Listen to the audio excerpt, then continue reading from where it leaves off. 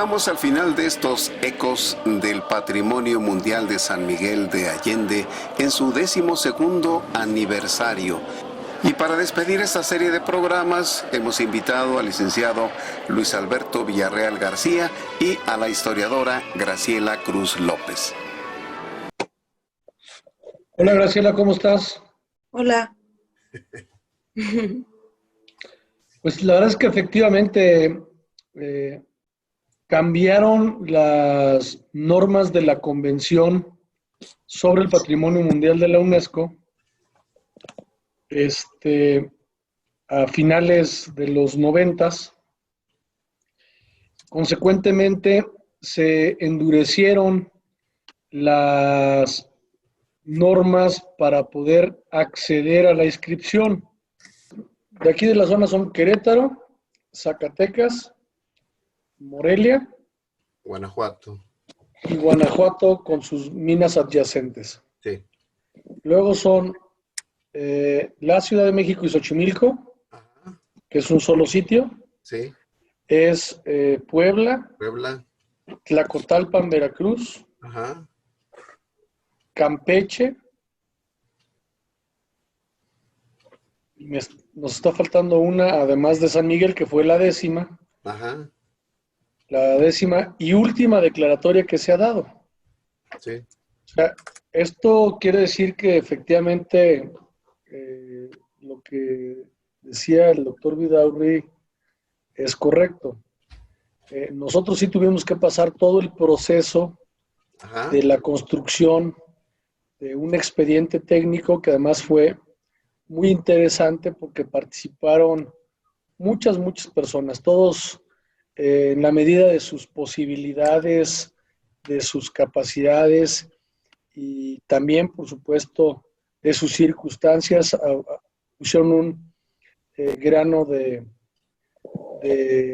arena para poder construir este gran logro hace 12 años. Ajá. Y el proyecto inicialmente lo coordinó el licenciado Cristóbal Finkelstein Frangiuti, que era el director de Desarrollo Económico, Relaciones Internacionales y Relaciones con Organismos No Gubernamentales. Porque al final del día, también, además del proceso técnico, histórico, se requiere un proceso jurídico internacional. Al final del día es el Estado-nación, en este caso México como integrante de la ONU y de la UNESCO, quien presenta la candidatura de alguno de sus sitios o de sus bienes a registrar. Y lo primero que hicimos fue buscar quién nos podía auxiliar en esta experiencia. Y yo fui a ver a la que entonces era la embajadora de España en México para solicitarle, porque estaba trabajando la ciudad con la Oficina de Patrimonio de la ciudad de Toledo para todo el tema de la restauración. Y entonces fui a ver a la embajadora y la embajadora pues me dijo, mire, la verdad es que por supuesto que lo que podamos ayudarles, les ayudamos, pero yo en honor a la verdad no tengo claro cómo poder ayudar, pero mi hermano es nuestro representante de España ante la UNESCO y él a esto se ha dedicado. Entonces me dijo, si me espera ahorita le marco, y serían como las 10, 11 de la mañana en la Embajada de México en España, allí en Polanco. Le marcó a su hermano. La verdad es que lamento mucho no poderme acordar el nombre de este diplomático español. Y le marcó y le dijo, oye, pues yo sí he escuchado hablar de San Miguel, eso tal. Y pues la mejor forma de ayudarlos es pues recomendarles a alguien que los ayude con el proceso. Y el mejor para eso es mexicano, se llama Pancho López. Es el que más declaratorias ha logrado en la historia del organismo, porque él ha asesorado a distintas ciudades del mundo. Pues entonces nos dimos a la tarea de buscar al dichoso Pancho López. Y resulta que el dichoso Pancho López, pues era nada más y nada menos que el doctor Francisco López Morales, que luego resultó que era toda una institución, acaba ya de jubilarse el año pasado justamente. Y lo fuimos a ver y el doctor, pues prácticamente de saque, medio nos batió. Nos dijo que era un proceso muy largo, era muy difícil, que no...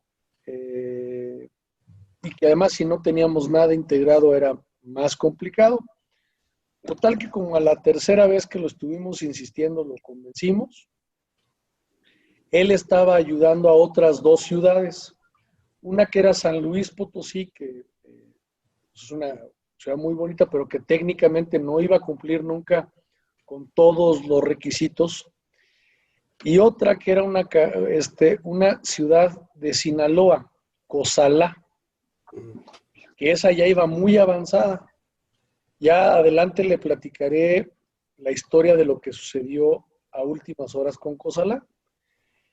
Y total que el gobernador Juan Carlos Romero y yo lo convencimos, y a partir de ahí ya se formó un grupo interdisciplinario desde gente local hasta gente de distintas nacionalidades.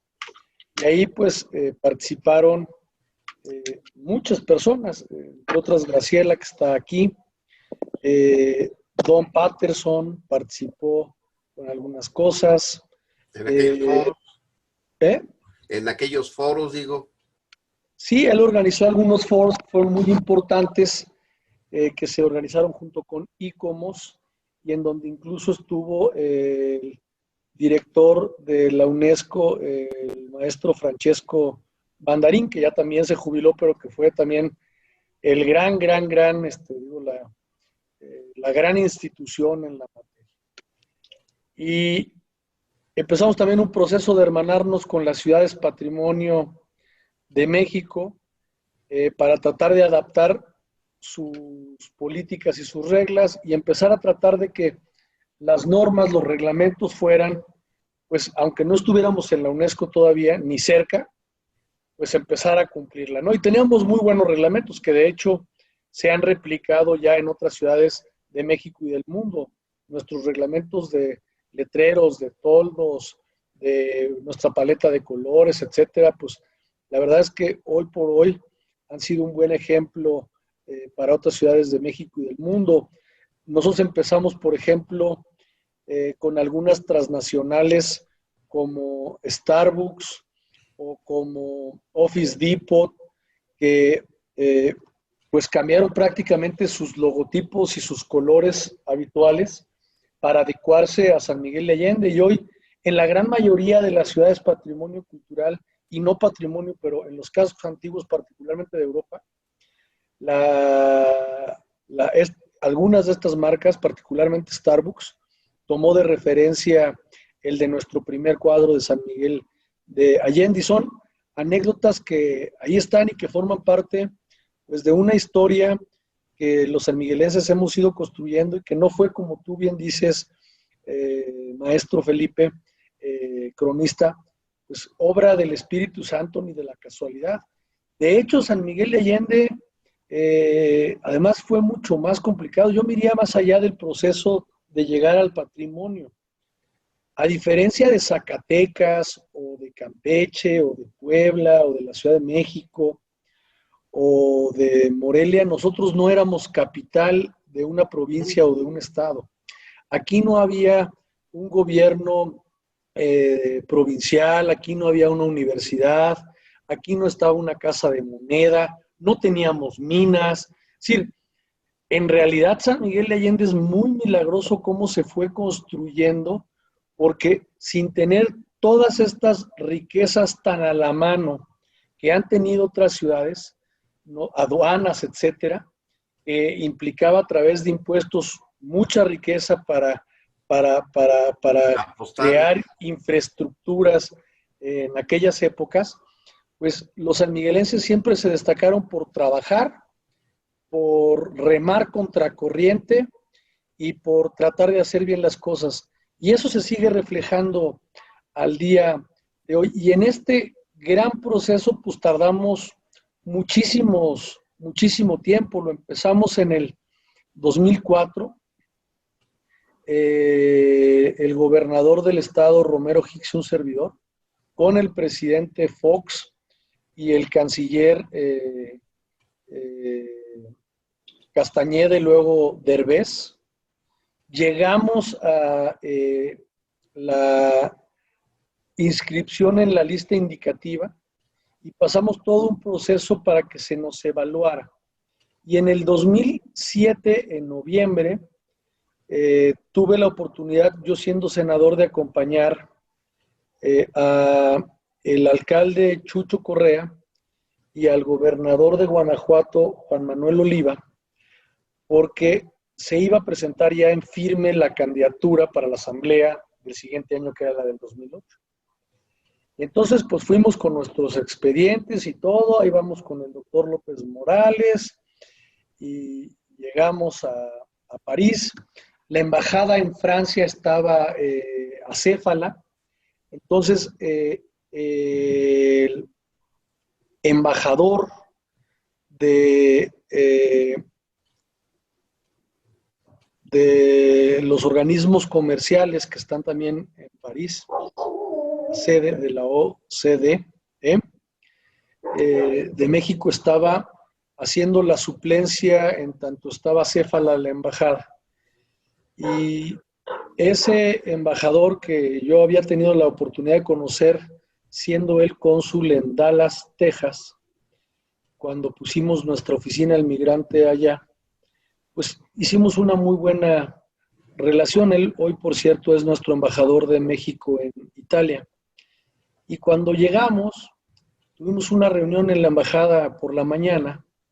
Al día siguiente era la reunión con Bandarín y al mediodía había una comida con nuestro embajador de México ante la UNESCO, que era el poeta Arichis, que en honor a la verdad, un extraordinario poeta michoacano, pero que venía recién desempacado a la embajada y de cuestiones diplomáticas poco sabía. Me refiero, puede ser muy amable, pero no conoces el derecho diplomático, y estaba un poco, pues no lo quiero decir de unas palabras que se me tome a mal, pero sí un poco pues ajeno al proceso de la UNESCO, y por supuesto no conocía bien en cómo estaba ni la grilla ni el proceso de lo que iba a presentar México ni de San Miguel de Allende, pero ahí estábamos nosotros muy, muy contentos de que ya íbamos a entregar la candidatura. En eso estábamos cuando el embajador me dice: oye, quiero hablar contigo, pero en privado. Y me dice: oye, me da mucha pena, pero yo tengo que decirte cómo están las cosas. El expediente técnico que nos llegó en la valija diplomática y que mañana se va a registrar es el de Cozalá, no es el de San Miguel de Allende. Esto era a las 2 de la tarde de París, 9 de la mañana de México. Y entonces, pues, la verdad es que yo le dije: oye, pues yo le voy a decir ahorita al gobernador y al alcalde, porque pues nos han venido tomando el pelo. Y teniendo todo aprobado por México y por ICOMOS, y estando en la lista indicativa, pues la verdad es que ¿para qué nos hicieron aquí venir a atestiguar el bautizo de otro muchacho y no del nuestro, prácticamente? Eso se lo dije en otras palabras que son bastante más francesas, que no voy a decir aquí. Más claras. Y hablé en un francés puro y duro. Y entonces, pues, ¿qué hacemos? Así. Y me dijo el embajador: oye, tú eres muy amigo del jefe de la oficina de la Presidencia de la República, en paz descanse, Juan Camilo Murillo. ¿Por qué no le hablas y le expones? Porque solo con una indicación directa prácticamente del presidente se va a cambiar la candidatura. Y las dos los dos expedientes pueden calificar, pero no se puede presentar uno. Entonces yo le hablé a Juan Camilo Muriño, todavía no había los WhatsApps, estas cosas, pero sí había Blackberries que podías mandar recados. Y se reportó conmigo como a las 2 horas, digamos como a las 11, 12 del día de México. Y le dije, pues la tragedia griega que con don Homero Arichis estábamos en ese momento viviendo. Y él me dijo, no te preocupes, hoy por la tarde todavía salen un par de vuelos de México a París. Mandamos el documento firmado por la Presidencia de la República y yo ahorita instruyo a la canciller para que ella mande esta valija diplomática y esté a las 8 o 10 de la mañana en París. Entonces le hablaron a Patricia Espinosa y en el vuelo de las 6 de la tarde se vino el expediente de San Miguel a París, llegó aproximadamente por ahí de las 10, 11 de la mañana y a las 4 de la tarde, que era nuestra cita, llegamos con el expediente de San Miguel de Allende y lo presentó nuestro embajador Arichis y nuestro embajador de México en Francia, que estaba en ese momento haciendo una sustitución. Y lo demás ya fue historia porque pues unos meses después en Quebec, justamente hoy a estas horas estaba clausurando la asamblea y por eso la inscripción dice 10 de julio, pero en realidad pues el discurso y la votación que le tocó a San Miguel en los turnos fue el día 8.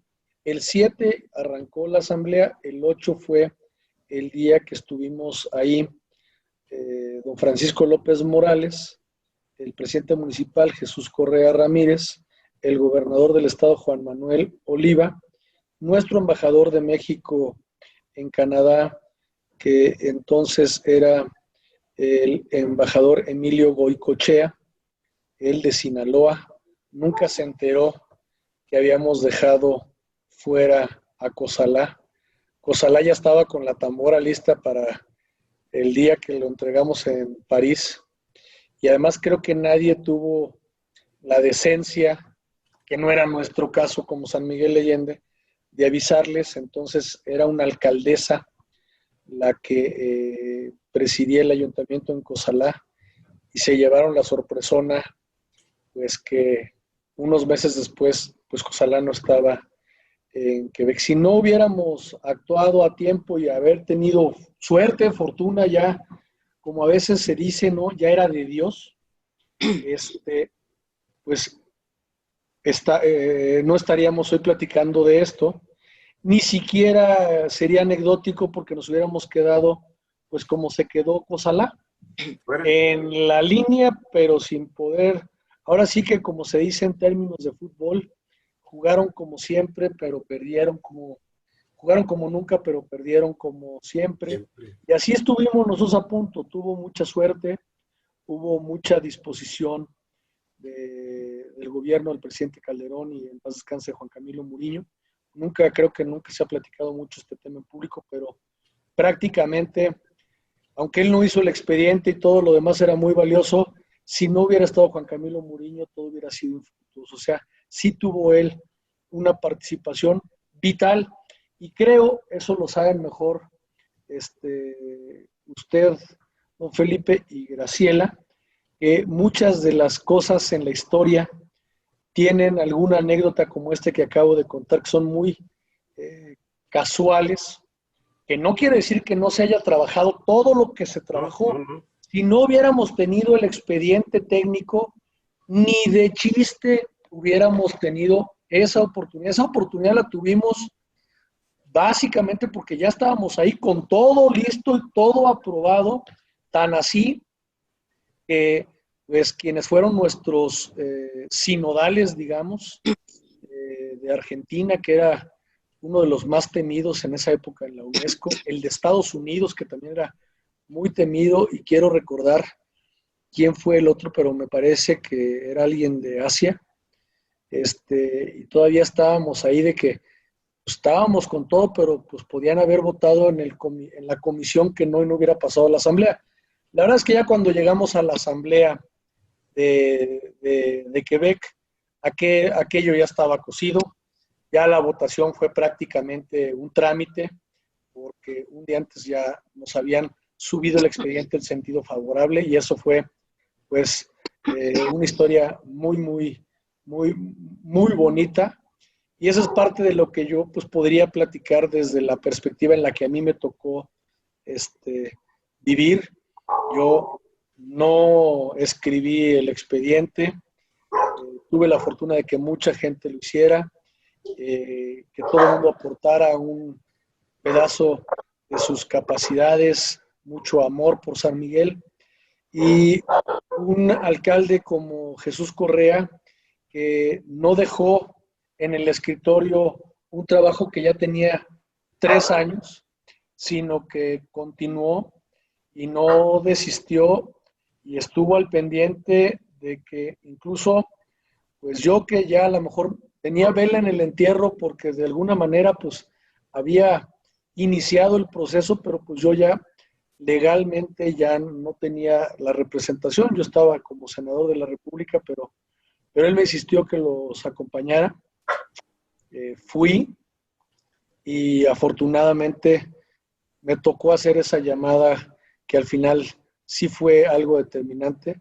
Y aquí estamos 12 años después, y después también de 12 años, hasta este año aprobamos esto que yo quiero mostrar, que espero que se pueda leer, y que es el Plan Normativo de Manejo y Gestión de la Villa Protectora de San Miguel y el Santuario de Jesús de Nazareno de Atotonilco, que eran las normas que hoy hace 12 años nos comprometimos a tener y que pues hasta ahora lo hicimos con ayuda de la UNESCO, otra vez con ayuda de Francisco López y Morales. También Morales y Francisco Vidargas, que también en los dos procesos tuvo que ver.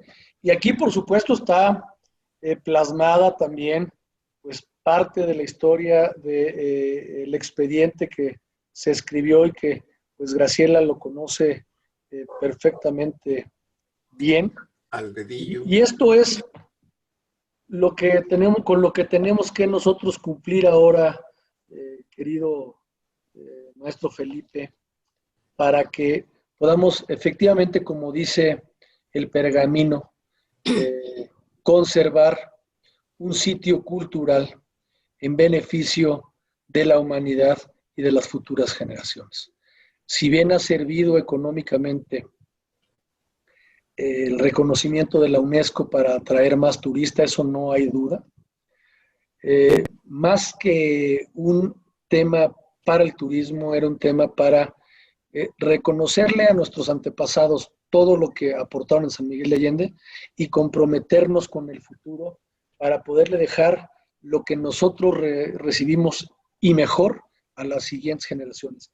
Y creo que en gran medida lo hemos ido todos juntos logrando en estos casi 500 años de historia y en estos primeros 12 años de Ciudad Patrimonio Cultural. Dos cosas. Creo, alcalde, que no mencionaste un evento que yo considero que fue también muy importante.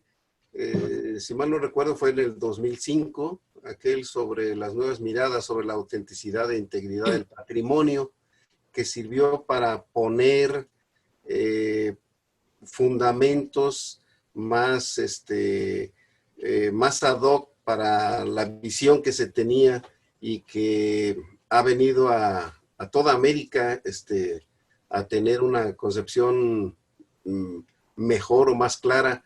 Y esto casi copiando las palabras de Francisco López Morales, ¿no? En su edición que hace sobre este evento que seguramente te tocó organizar.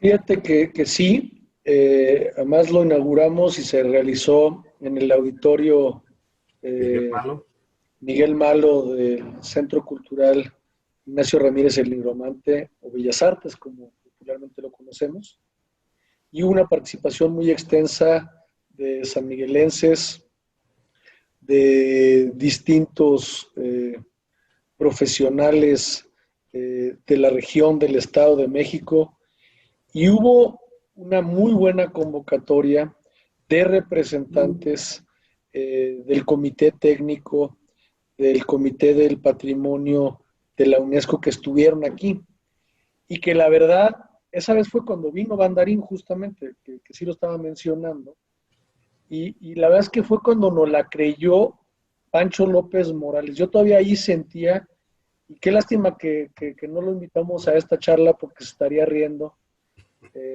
y negándolo también, pero en realidad yo sentía como que entre que nos andaba medio dando la suave y un poco también como que no nos creía que íbamos a estar tan determinados con el asunto. Y todavía no le quedaba claro. Yo no sé si porque en la prelación estaba primero Cozalá y San Luis, porque ciertamente ellos empezaron mucho antes el proceso.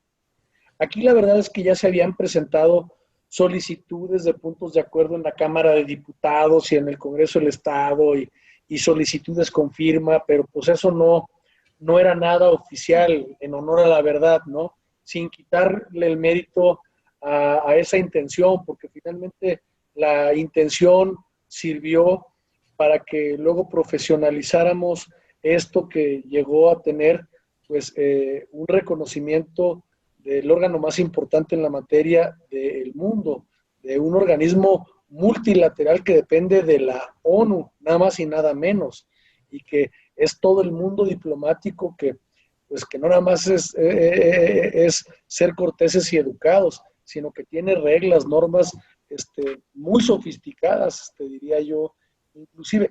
Y ahí a Bandarín y a varios les encantó. Y trabajó muchísimo con nosotros, de los que yo me acuerdo del extranjero, don Eusebio Leal, el cronista de la ciudad de La Habana Vieja, en Cuba, un hombre talentosísimo, admirable.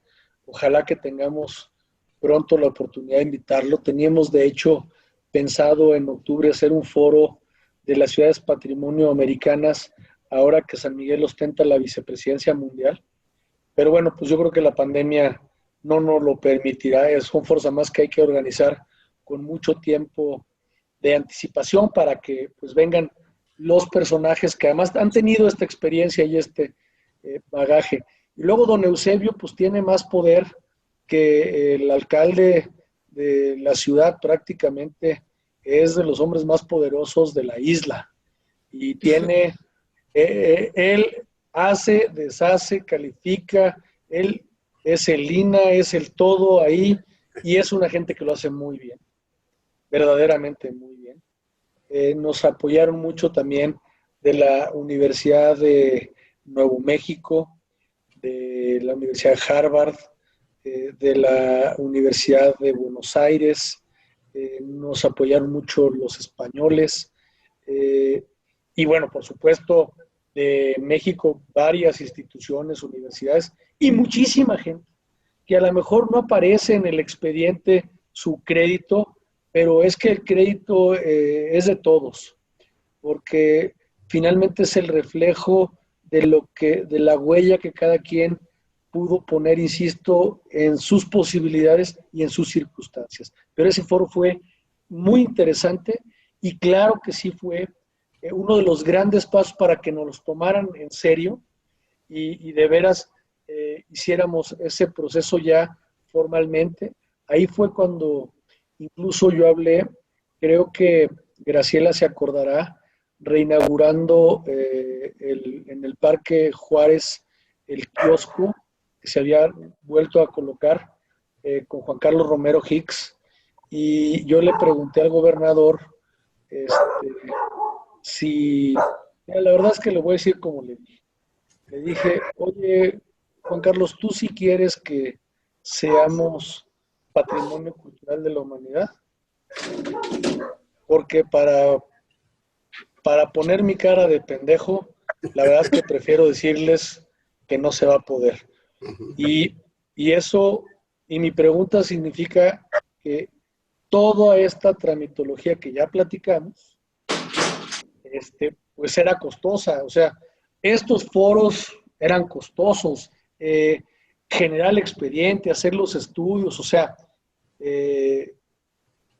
era costosa la gestión, todos los materiales que teníamos que producir, hacer, etcétera.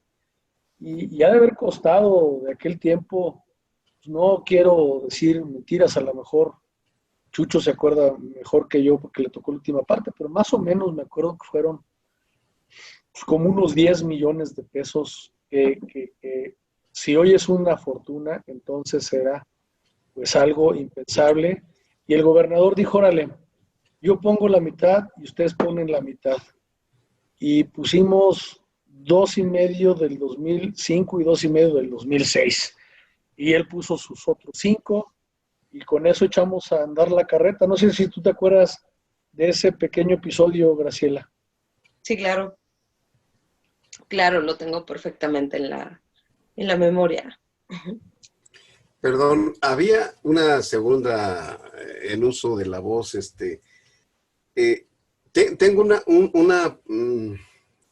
Tengo la idea de que en esta administración se está corrigiendo algo que yo considero fue una falla, una omisión, más que un error, una omisión, el haber dejado a un barrio, bueno, varios barrios fundacionales fuera de el perímetro del decreto de 1982, cuando se eligen las 68 manzanas y queda fuera El Chorro, el Valle del Maíz, lo que es el Ojo de Agua, en fin, parte muy importante, y sobre todo que no son ya las partes que en este libro que ya se elaboró, vienen ya pues totalmente inmersas en la mancha urbana, sino que todavía se han mantenido con cierta dificultad, pero la arquitectura vernácula está todavía presente por ahí. Siento que en esta administración, al ampliar esta zona, se viene a complementar lo que le faltó a ese decreto. Es una idea que tengo. ¿Qué tan lejos estoy de la realidad? No, totalmente de acuerdo. Y nada más voy a retomar una cosa. Ya me acordé cuál nos faltaba. Era Oaxaca. Nada Cierto. más y nada menos. Y ahora está en primer lugar. Es correcto. ¿Y Montealba? Y si no, no iba a poder ni siquiera dormir porque lo traía atorado en la cabeza que por qué me faltaba una ciudad, fue Oaxaca. Sí, lo que yo he visto de cómo gestionan el patrimonio algunas ciudades particularmente europeas, que es con las que podríamos nosotros compararnos, incluso nuestra traza declarada, tanto por el INAH como por la UNESCO, pues es una traza europea española, parte de la parte de porque estamos en el patrimonio tiene que ver por el respeto a la traza originaria. De manera tal que lo que yo he observado es que la mayoría de las ciudades europeas que están en el patrimonio de la humanidad conservan su casco antiguo porque al ser ciudades medievales, en la gran mayoría de ellas fueron ciudades amuralladas. Y de hecho ellos tienen una legislación que es la intramuros, o sea, lo que está dentro de la muralla, que regularmente es pues lo que tiene ese valor arquitectónico, y el extramuro, que tiene totalmente otro tipo de normas urbanas que permite otras alturas, edificios contemporáneos, etcétera.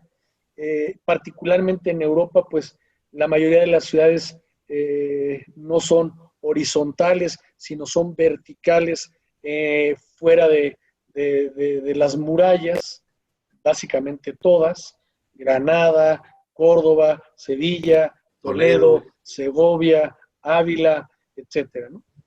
Y lo mismo pasa en Italia, etcétera.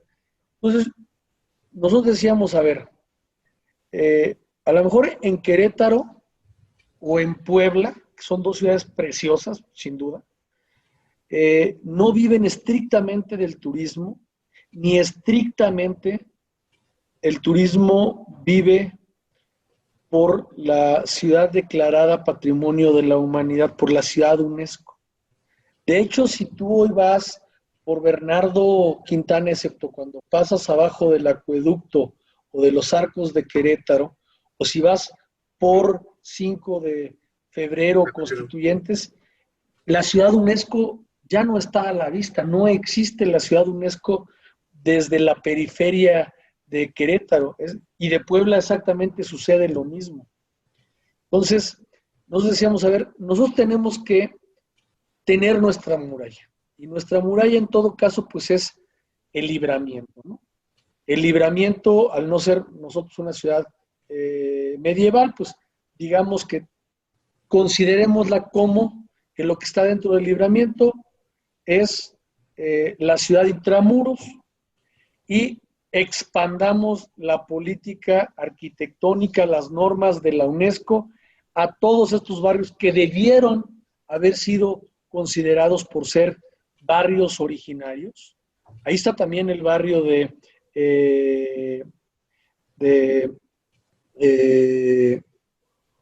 bueno, yo decía de Guadiana, por ejemplo, que también es un barrio antiguo, sí, muy antiguo, y que no estaban considerados en el decreto. Bueno, hoy las normas lo que dicen a partir de este año, que es lo que estás refiriendo, es efectivamente, pues démosle ese tratamiento para que no nos pase el día de mañana como Querétaro o como Puebla, si se me permite estos ejemplos, en donde no encontremos ya dónde quedó la ciudad UNESCO, porque allá a lo mejor el turista que va o el visitante que va o el viajero que va, viaje de negocios, de convenciones, industriales, etcétera, no es nuestro caso. Nosotros seguimos manteniendo nuestra vocación, por supuesto, agrícola, ganadera, histórica, desde la fundación de los primeros asentamientos españoles aquí en esta bendita tierra, pero también hoy tenemos una vocación turística gracias a todo ese patrimonio tangible e intangible que hemos sabido conservar, preservar y mantener. Así que poco a poco, pues la idea es que llevemos estas normas de colores, de alturas, la propia nomenclatura, Felipe, de las calles, como se colocaron hace ya 15 años previo al patrimonio, en donde pusimos el nombre actual.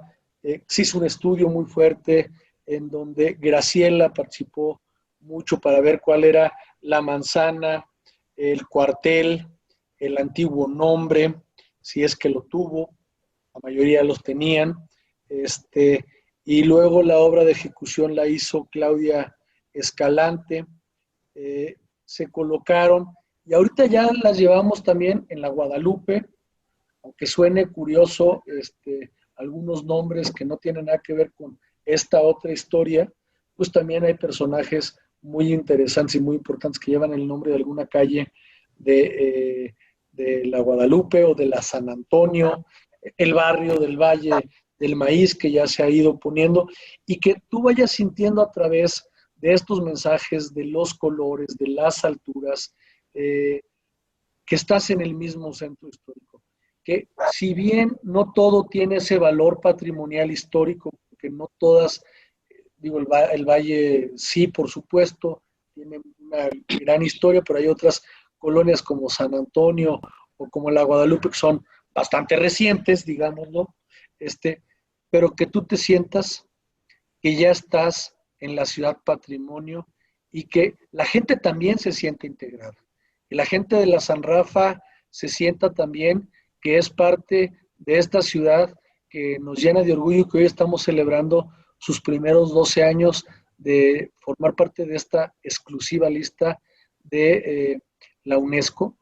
Y eso también creo que nos va a permitir transmitirle a los niños, a los jóvenes, ese cariño que le tenemos a nuestra ciudad, para ir cuidando también en la Olimpo, en la Independencia, en la San Luis Rey, etcétera, pues que formamos parte de esta ciudad, que es la misma ciudad, que no es una la antigua ciudad y otra la nueva. Y para eso lo hicimos básicamente, sí como un reconocimiento histórico, pero también como una política pública de integración, de seguir cosiendo los barrios al centro histórico, en lugar de colapsar el centro histórico y hacerlo chiquitito, como quizá ya quedó en Puebla o en Querétaro, irlo ampliando para que tenga o no tenga los 400, los 300 años, sí tengamos esa uniformidad, ese respeto y ese homenaje a estas 60 y tantas manzanas, más otras 30 que forman parte del área de amortiguamiento, y nuestros accesos, que son fundamentales. El acceso a una ciudad patrimonio también es algo que califica ICOMOS y la UNESCO, y si los accesos no tienen el respeto, la dignidad, los caminos reales, etcétera, pues tampoco puedes estar en esta lista. Por eso platicábamos, por ejemplo,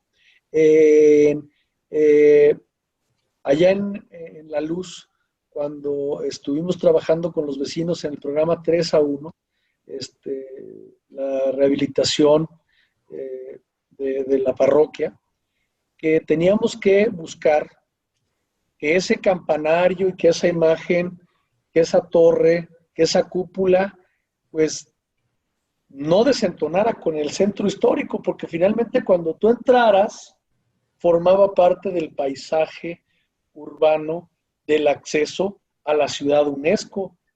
Y la verdad es que no solamente lo tomaron con mucho entusiasmo, sino se lo tomaron muy a pecho, y hoy te sientes en el atrio de La Luz, de verdad, que si tú llegas y no conoces San Miguel de Allende y te dicen que sientes y sabes que estás en San Miguel de Allende, y puedes pensar que la parroquia de La Luz, pues es una iglesia antigua, que está muy bien cuidada, pero que es antigua porque su arquitectura hoy se asemeja muchísimo a ello, ¿no? Claro, muy bien. Pues quisiéramos que Graciela nos platique la importancia, el peso específico que tuvo a Totonilco dentro de todo este proceso para conseguir lo que hace 12 años fue el palomazo de la UNESCO. Muy bien. Es un tema muy complejo porque fue un verdadero reto documentar a Totonilco por la complejidad que conlleva.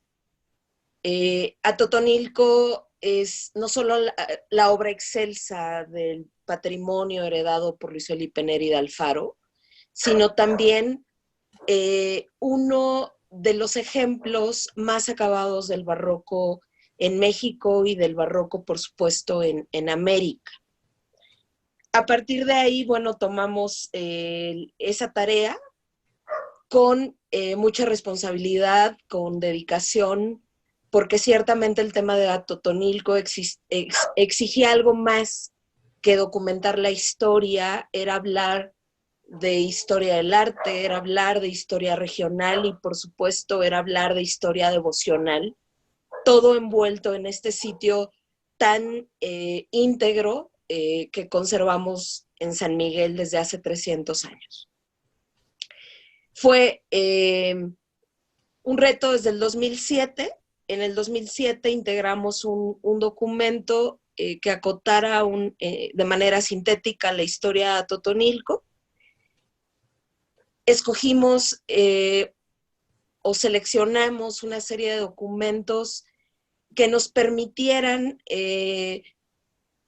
enaltecer esa propuesta, porque no teníamos ni el tiempo ni el espacio suficiente como para poderlo integrar al documento. Entregamos un documento de 20 cuartillas en el cual se expuso de manera íntegra la importancia del sitio en distintos niveles, y a través del apéndice documental, bueno, hicimos toda una selección de documentos de distintos tiempos para poderlo enriquecer.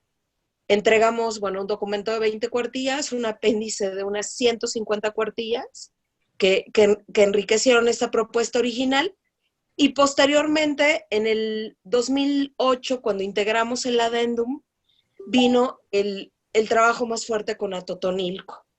Y este trabajo fue integrar la reciprocidad que existía entre San Miguel y el santuario de Atotonilco a través de un análisis en distintos esquemas. En principio, bueno, se consideró que el sitio de Atotonilco era parte de la región histórica y natural de San Miguel, desde su fundación, desde sus dos fundaciones, tanto como pueblo de indios como la fundación de San Miguel como Villa Española, y que por consecuencia Atotonilco había quedado integrado como parte de la alcaldía mayor de San Miguel el Grande, cuya cabecera se encontraba en la villa de San Miguel el Grande, y que como jurisdicción, bueno, se extendía y se fue acotando en los distintos siglos a los territorios de la villa de San Felipe, del pueblo de Nuestra Señora de los Dolores y del partido de San Diego del Bizcocho, actualmente llamado San Diego de la Unión, después de todo un proceso histórico que unió a los dos pueblos de San Juan Pan de Arriba y San Juan Pan de Abajo. En términos religiosos, integramos esta relación de Atotonilco con la parroquia y con el curato de San Miguel, a través de la parroquia de San Miguel Arcángel, la misma que pertenecía al obispado de Valladolid, y que, bueno, sabemos que Atotonilco, antes de ser fundado como parroquia, es una parroquia relativamente joven, fue una vicaría perteneciente a la parroquia de San Miguel, que tuvo un territorio lo suficientemente extenso hasta que se fundó la parroquia del pueblo de Nuestra Señora de los Dolores, y que esto, bueno, fue un proceso tardío que se realizó entre 1710, 1711 y 1743, cuando ya se acotó esta frontera y que se estableció más o menos a la altura de la Petaca. De la Petaca hacia Dolores se acotó precisamente este territorio, y eso significó que Atotonilco quedó dentro de la parroquia de San Miguel y siguió su proceso histórico. Ya posteriormente, cuando San Miguel fue parte del Obispado de León, bueno, la Vicaría de Atotonilco forma parte sigue formando parte de esta parroquia, y posteriormente con Celaya, bueno, sigue formando este territorio hasta que fue fundada la parroquia independiente de Atotonilco, que, como bien les decía, es una parroquia relativamente joven. Entonces, integramos esta relación administrativa con la alcaldía mayor, esta relación administrativa con la parroquia de San Miguel Arcángel, y por supuesto hablamos de la actualidad de Atotonilco, a partir de 1980, que se funda como una parroquia o como un curato independiente, que aproximadamente para el momento en que hicimos el adendum celebraba 25 años de existencia. Además, enfatizamos cómo el proyecto integral de Luis Felipe Neri de Alfaro se corona con la fundación del Santuario de Atotonilco, y eso nos permitió también hacer un enlace entre las fundaciones materiales y las fundaciones espirituales que Luis Felipe Neri de Alfaro haría entre San Miguel y Atotonilco, teniendo como último eslabón la fundación de Atotonilco y de la casa, tanto del santuario como de la casa de ejercicios. Esto, bueno, nos permitió además tener una racionalidad y entender la dimensión del proyecto espiritual, del proyecto devocional de carácter mesiánico de Luis Felipe Neri de Alfaro y de la vigencia que ha tenido este proyecto a través de los años, a través de la fundación de congregaciones, prácticas religiosas, circuitos procesionales, heredados por Luis Felipe Neri de Alfaro y que se articulan de manera estrecha y alegórica entre la ciudad de San Miguel de Allende y el santuario de Jesús Nazareno de Atotonilco. Entonces, la manera de ver a Atotonilco fue a través de San Miguel como un proyecto integral heredado a partir de todas las obras de Luis Felipe Neri de Alfaro. Hablamos también de la economía de la salvación y en este sentido de lo que significó el sostenimiento espiritual y por supuesto el sostenimiento material de una obra tan magna como la que representaba el santuario de Atotonilco desde sus primeros tiempos, y establecimos que fue posible por la devoción popular y por las contribuciones graciosas de los fieles de la región de Atotonilco, pero también de los fieles de San Miguel, así como de todos aquellos creyentes originarios de distintas regiones de México que acuden a Atotonilco desde hace 250 años a través de la Casa de Ejercicios. Entonces ahí Atotonilco no solo se extendió devocionalmente hacia San Miguel, sino también hacia las distintas regiones que concurren a esta casa desde hace 250 años. Y ahí, bueno, la dimensión fue mayor. Además, vinculamos a San Miguel con Atotonilco a través de la respuesta que tuvo la colectividad al ideario cristiano, particularmente a Atotonilco como un proyecto mesiánico hecho para contribuir a la salvación del mundo a lo largo del siglo XVIII y que promovía además la mística evangélica, que promovía el recogimiento, que promovía la penitencia, como estrategias para poder cumplir el compromiso con la devoción, con el evangelio y por supuesto con la salvación de la humanidad. Y que es una propuesta muy interesante que veía en el Nuevo Mundo, en la América, la posibilidad concreta de poder establecer la Nueva Jerusalén.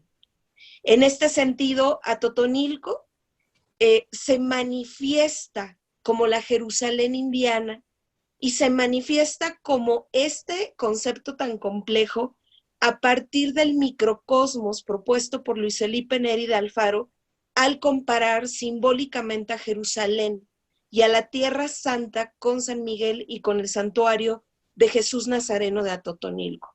En concreto, la relación que guardaba Jerusalén con el Monte Calvario y Belén respecto a la que tenía San Miguel el Grande con su loma del Calvario, donde está la capilla del Calvario, y el santuario de Jesús Nazareno de Atotonilco, en ambos casos separados por un camino que se vuelve simbólico, que se vuelve procesional, que se vuelve emblemático, y que es una distancia que Luis Felipe Neri de Alfaro siempre refería, que era la que separaba San Miguel a San Miguel de Atotonilco, que son estas reiteradas 2 leguas y media, que era la misma distancia que había en el camino histórico entre el Monte Calvario y Belén, es decir, entre el lugar del nacimiento y el lugar en donde se llevó y se cumplió la redención del mundo con la muerte de Cristo.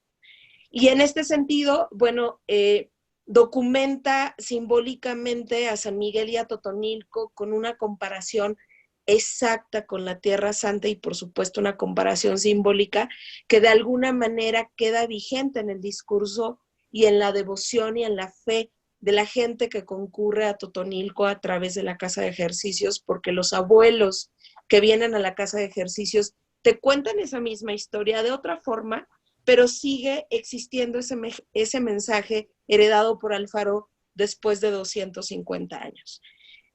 Se dice en este sentido y a través de este argumento que espiritualmente Atotonilco y San Miguel respecto a la Tierra Santa son una misma cosa, pero invertida, como reflejada por un espejo en función de la situación astronómica que ocupan en el mundo.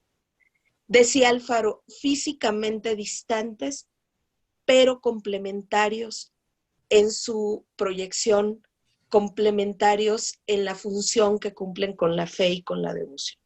Y esa, bueno, fue otra de las de los incisos que tuvimos que documentar para poder establecer esa comparativa simbólica, esa simbiosis que tiene que ver, bueno, con la tradición cristiano-católica y que tiene que ver con el eje principal y el fundamento que nos propone Alfaro para visualizar al santuario de Atotonilco, pero también para vincular a San Miguel con Atotonilco. Reconstruimos además documental y cartográficamente la ruta física y procesional que une a San Miguel con Atotonilco, la documentamos, hicimos todo un estudio del camino antiguo, que es el camino de herradura, que existía entre, bueno, una parte del camino de herradura que existía entre San Miguel y Dolores, pero era esta parte que se metía al sitio de Atotonilco. Y bueno, hicimos un levantamiento cartográfico, pero también un levantamiento fotográfico, hicimos estudios del sitio y hubo posibilidades de poder establecer el trazo de estas reiteradas 2,5 leguas que se cumplen a partir de caminar desde la Loma del Calvario, concretamente desde la puerta que mira al poniente de la Capilla del Calvario, hasta la puerta del santuario de Atotonilco, que también mira al poniente. Destacamos además, bueno, en esta ruta procesional, todos los circuitos que se han llevado a cabo a lo largo de los años, el mismo que emprendía Luis Felipe Neri de Alfaro todos los Viernes Santos, y el que de alguna manera reanuda año con año la visita del Señor de la Columna, sabemos, desde el año de 1823, pronto a cumplir el bicentenario, y que, bueno, tiene una presencia importante porque esta es una ruta procesional que mantiene esa relación histórica y esa relación simbólica del camino y además el vínculo que existe entre San Miguel y Atotonilco. Finalmente, nos dimos a la tarea de reconstruir la región de Atotonilco, que es una región histórica que se fue conformando a partir del siglo XVI, y tuvimos la fortuna de poder rastrear las primeras mercedes que poblaron Atotonilco, las cuales nos confirmaron la antigüedad del sitio, que es prácticamente la misma que conserva San Miguel desde el siglo XVI. San Miguel tiene 2 fundaciones, 1542 como pueblo de indios, hasta 1554, que conlleva el traslado al Chorro y el abandono temporal del pueblo, y posteriormente la fundación del presidio y de la villa de San Miguel el Grande entre 1555 y 1561, y vamos a decir que Atotonilco está en el inter entre una y otra fundación, porque las primeras mercedes de Atotonilco, que se conservan en el archivo histórico de la parroquia de San Miguel Arcángel, nos dan una fecha de 1558. Y esa es también una de las grandes aportaciones que tuvimos a través de este estudio, porque referimos que hay una coyuntura en la historia de Atotonilco a partir de la fundación del santuario, y además destacamos que Atotonilco tiene una historia antes de la construcción del santuario y, por supuesto, una historia posterior a la construcción del santuario y de la casa de ejercicios, que, bueno, nos permitió este estudio y que yo considero es un enriquecimiento que tuvimos sobre la historia del sitio, y entender también por qué Atotonilco conserva la tradición cultural que podemos ver a través de la fiesta de Jesús Nazareno, que este año, bueno, no vamos a tener oportunidad de vivirla, pero que sabemos que Atotonilco, independientemente de ser uno de los centros religiosos más importantes de México, conserva una tradición cultural indígena, y eso es visible a través de su fiesta. Atotonilco fue fundado como un pueblo como una comunidad otomí, como una región otomí, y es lo que conserva todavía la región que pertenece a su parroquia y que pertenece a esta comunidad tan importante.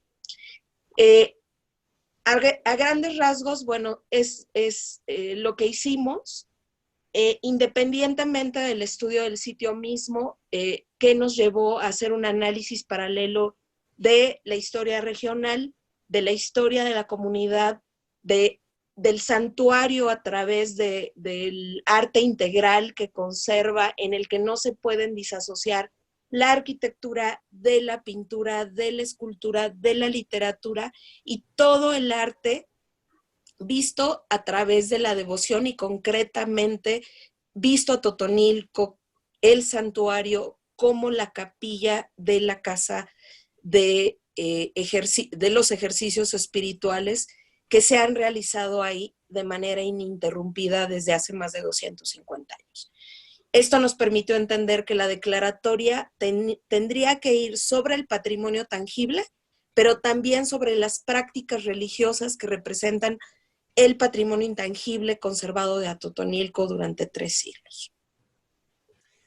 Pues creo que la explicación ha sido muy concreta y que requiere definitivamente que cada día el sanmiguelense se empape más de esta lucha que se dio, porque definitivamente no es posible, por ejemplo, que en este día, en este domingo 12, que se cumplen 255 años de la primera tanda del padre Luis Felipe Neri de Alfaro, cuando son los 25 participantes, 12 de ellos pobres, que se reparten los nombres de los apóstoles, y que coincide una serie de elementos que ya el alcalde mencionó.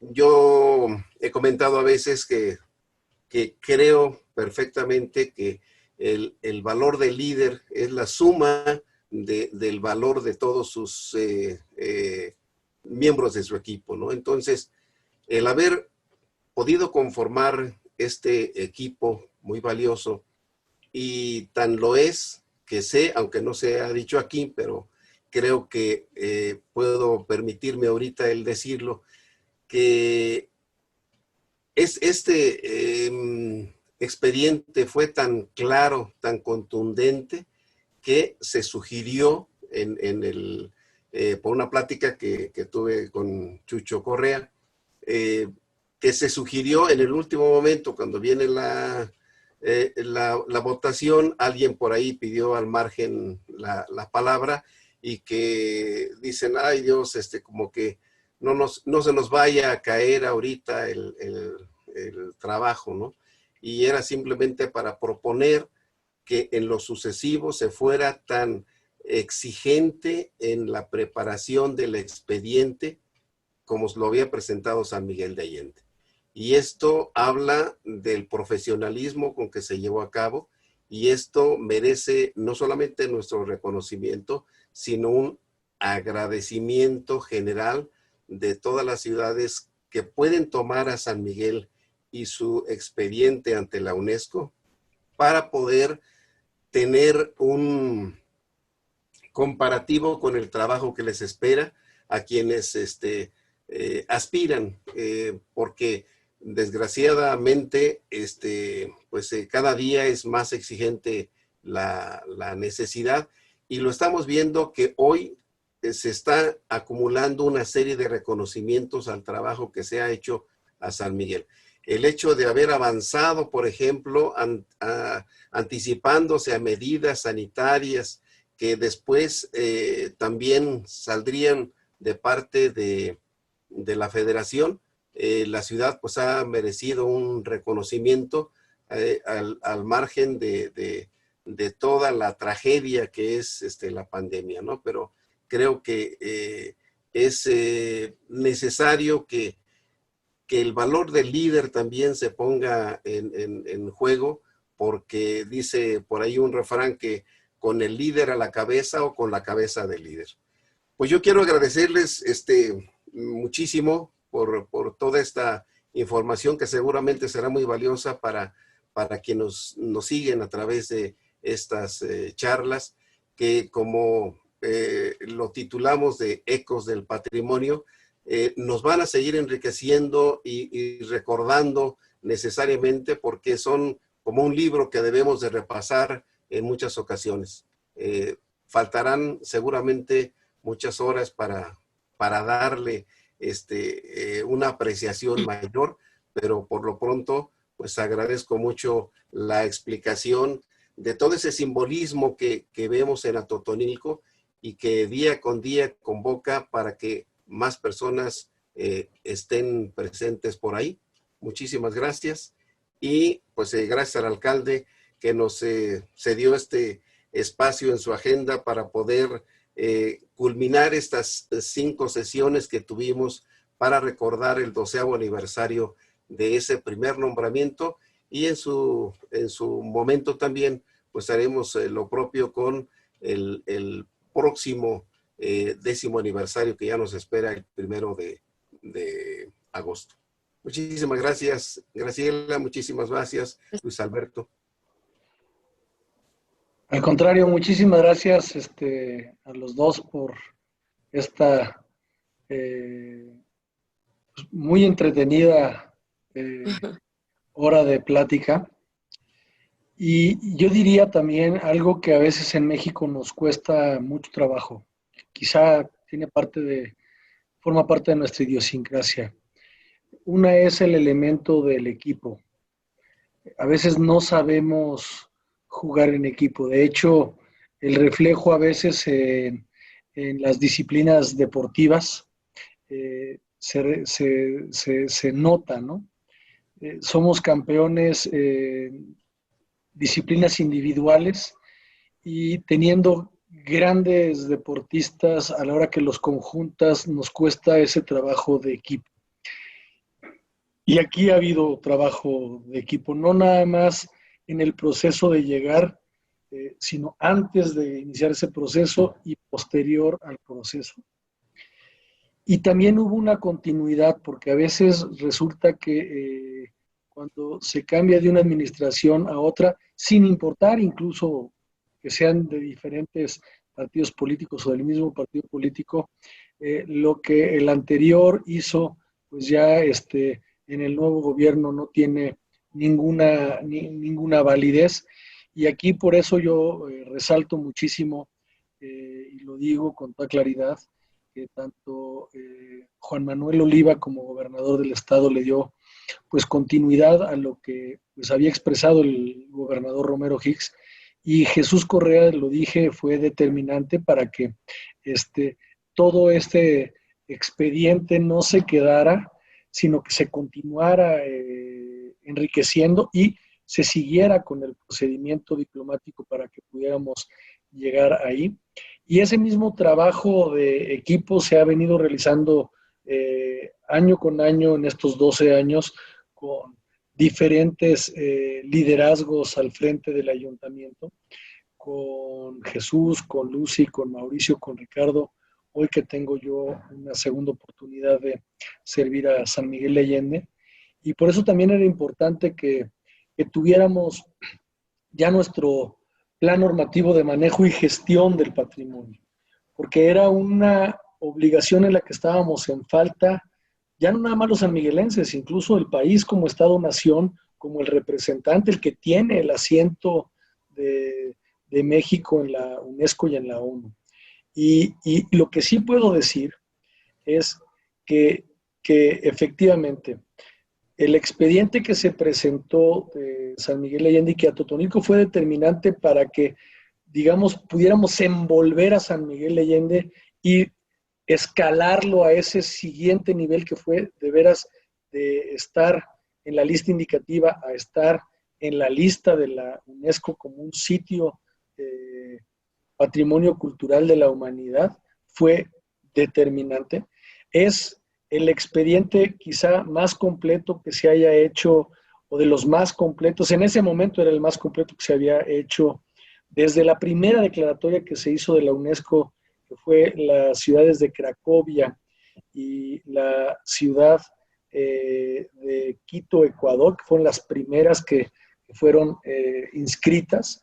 A ese momento, desconozco si en estos 12 años se ha registrado alguna otra ciudad, porque pusimos las peras muy altas. Nos habían puesto muy alta la valla, pero la pudimos saltar.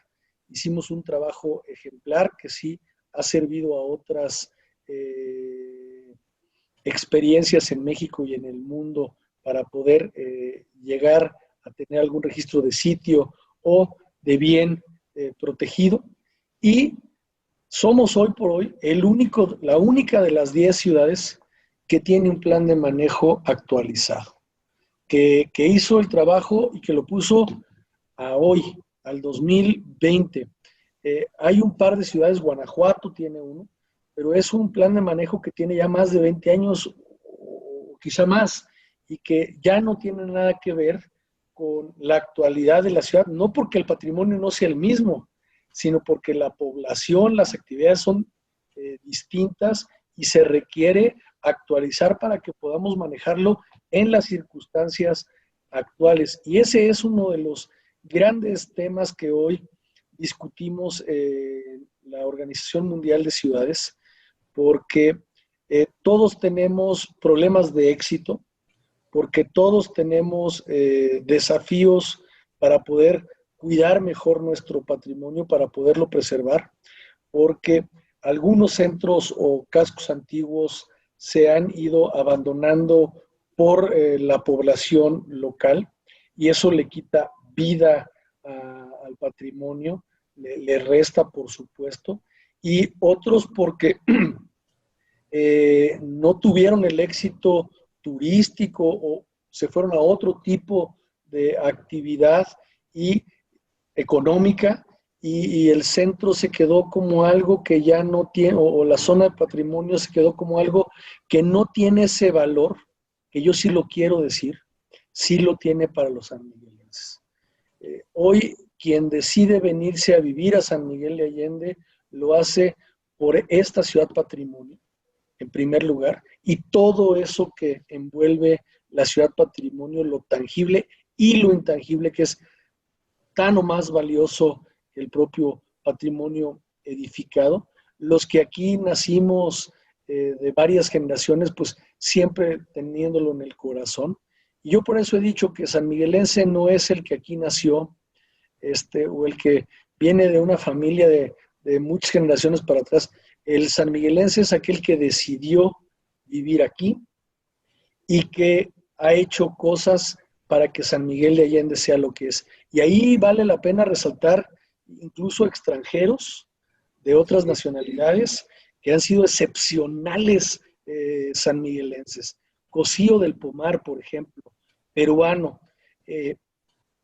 Lo traigo a colación porque hablé con el doctor Valenzuela, que es el alcalde de Cusco, y me habló para pedirme que San Miguel de Allende y Cusco nos hermanáramos. Y él tenía en su visión que los restos del padre Mojica, que aunque no nació en San Miguel de Allende, fue un extraordinario sanmiguelense que le abrió la puerta a gente como Cosío del Pomar, como Pepe Ortiz, como Stirling Dickinson y como tantos en aquella época dorada de la primera mitad del siglo pasado, que abonaron mucho a lo que hoy tenemos en San Miguel y a que en el mundo se conozca también San Miguel de Allende.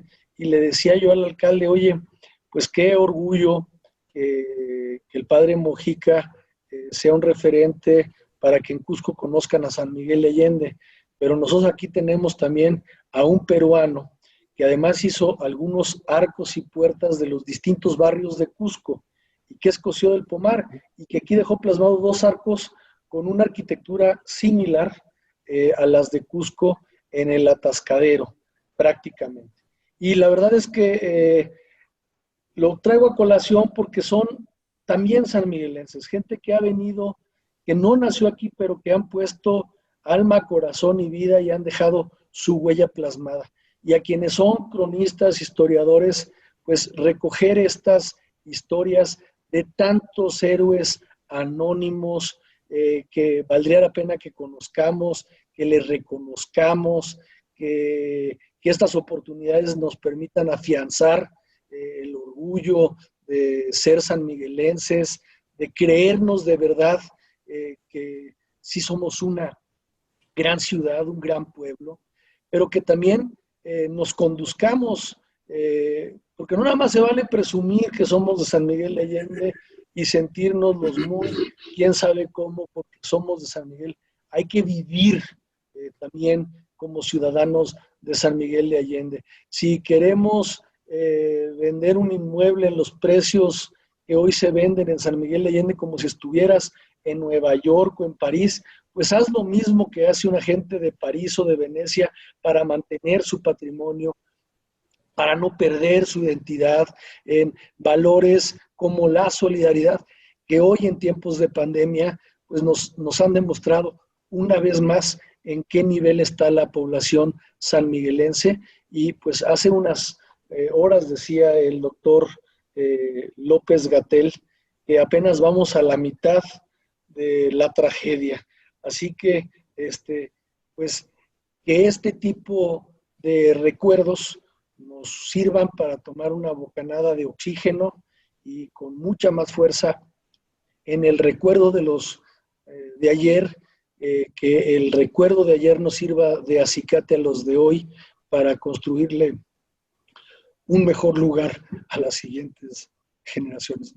Ahí no tenemos derecho a fallar, porque a nosotros no nos fallaron ni nuestros padres ni nuestros abuelos en dejarnos lo que tenemos. Ciertamente, yo creo que hay una deuda con todos ellos para continuar aquella conspiración, y definitivamente es una obligación estar ajustándonos a la realidad, pero que esa identidad sea ciertamente algo fuerte, que sea acorde con la realidad que tenemos, y no quedarnos en una imagen que sería imposible. A veces cuando me han dicho, oye, es que se ha modernizado mucho San Miguel, bueno, ¿hasta dónde nos regresamos?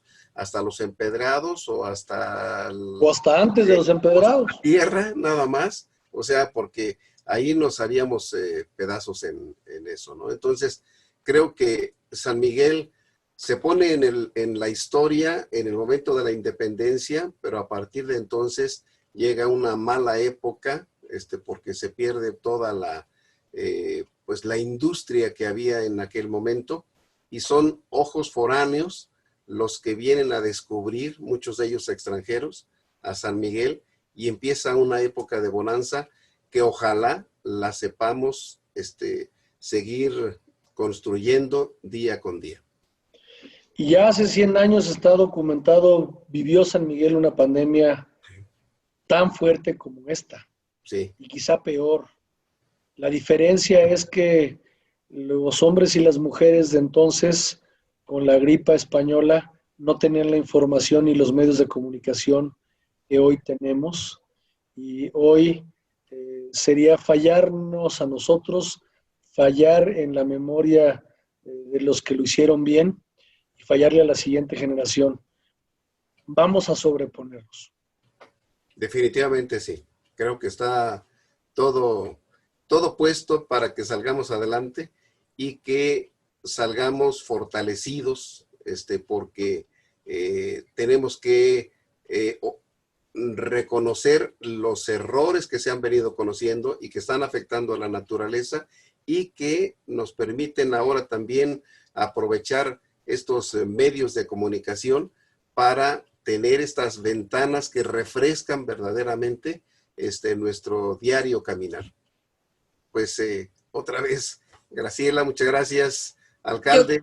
Yo quisiera sí, nada adelante. más quisiera decir algo así muy pequeñito. Ahorita, bueno, haciendo un recuento y ahora que nos hemos vuelto a meter a los archivos, tanto a los archivos civiles como a los archivos eclesiásticos, a lo largo de una revisión de finales del siglo XIX y la primera mitad del siglo XX, hemos encontrado una serie de cartas en donde se habla precisamente de esa coyuntura, de esa modernización de San Miguel y de la reacción que tenían los pobladores y de la preocupación por el patrimonio. Cartas de distintos tiempos, algunas de finales del siglo XIX, unas que tengo muy claras de la época de la Revolución y otras de la época de la fundación, precisamente de la Escuela de Artes con Felipe Cosío del Pomar, en donde las grandes familias de San Miguel defendían la moralidad y la forma de vida tradicional que San Miguel tenía. Hay también un proceso con la nomenclatura en la década de 1920, de la cual se heredan, bueno, muchos de los nombres de las calles que, bueno, restaron algunos nombres tradicionales, pero bueno, la gente demanda que se conserven esas formas de vida tradicional, ese discurso construido sobre la historia de San Miguel, que sin duda va a tener una reconstrucción también en el cuarto centenario, que es donde consideramos que termina, digamos, esa era histórica y comienza la modernización de San Miguel. Entonces, esas cartas son muy interesantes conocerlas, como también es muy importante que no dejemos de documentar la historia de San Miguel, que es vasta, porque realmente nos exige esa dedicación, y no solamente a los especialistas, sino a los pobladores. Hay que conocer la historia para poder entender el suelo que pisamos todos los días y las formas de vida que ha mantenido. Pues en esos clavados necesarios en los archivos, encontramos, por ejemplo, que el próximo año cumplimos un siglo con una calle que durante pues, todos esos 100 años tuvieron, que fue la más grande de San Miguel, ¿no? La calle de Hernández Macías, cuando en agradecimiento a un buen representante, un buen alcalde, que bueno, que no era alcalde entonces, perdón, que era un jefe político, pero agradecidos al fallecer el doctor Ignacio Hernández Macías, piden que se cambie el nombre del parque, si no me falla son 72 firmas, en 3 fojas, y están